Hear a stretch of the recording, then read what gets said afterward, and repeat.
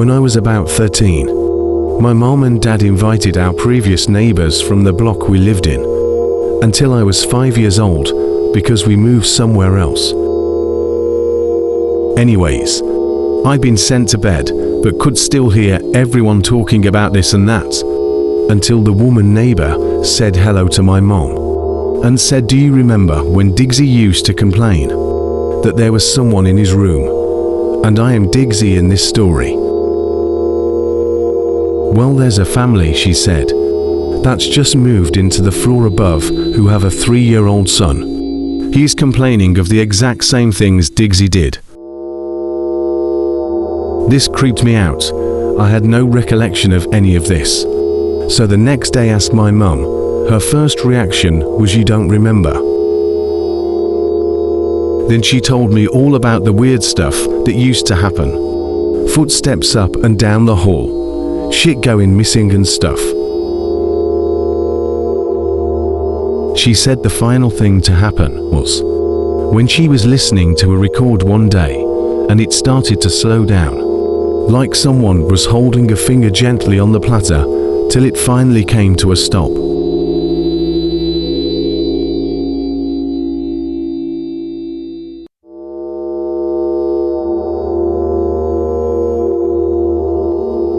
My mom said that she snapped at this point and started shouting, "Will you leave us the F alone?"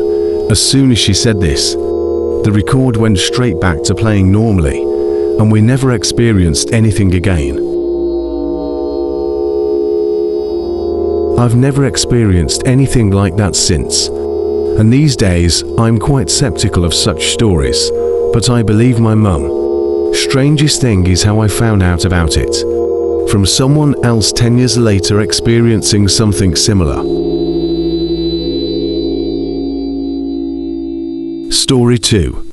When I was really little, my parents would let me stay up late on the weekends and watch TV until I fell asleep.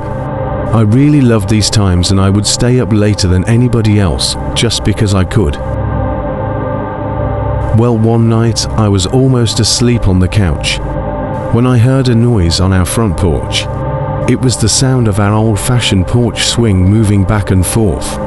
I was a little scared, so I crept toward the bay windows of my living room and peeked out towards the porch.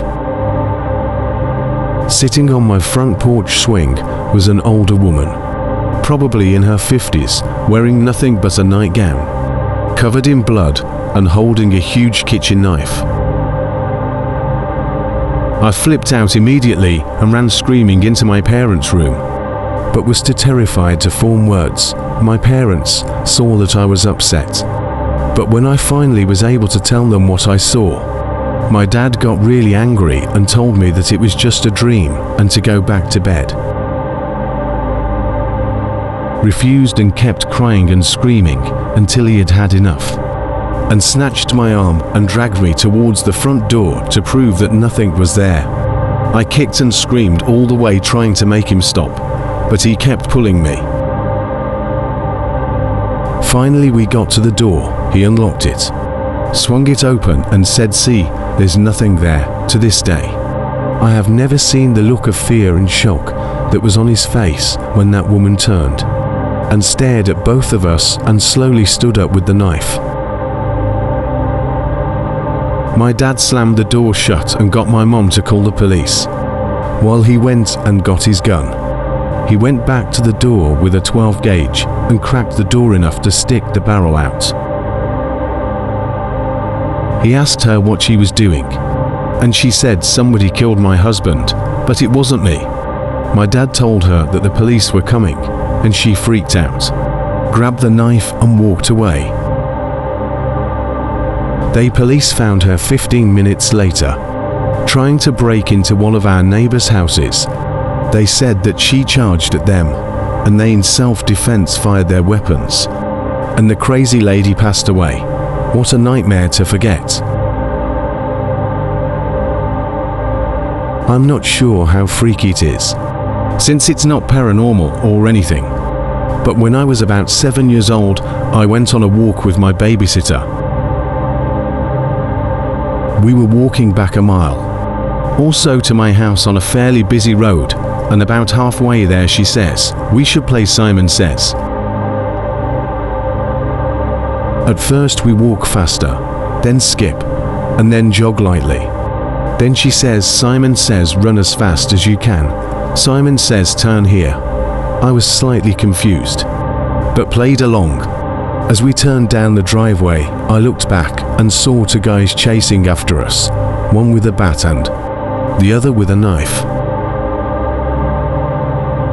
We ran up to a house, and some old people living there let us in thankfully. At the time I didn't grasp how fucked up it was that we were getting chased, and I still have no clue why they were. Little did I know at the time, but my babysitter clearly saved my life, and she reacted nice and calmly. I will forever be thankful to her. Thanks for watching and subscribe for more content, and it will be a huge support for me.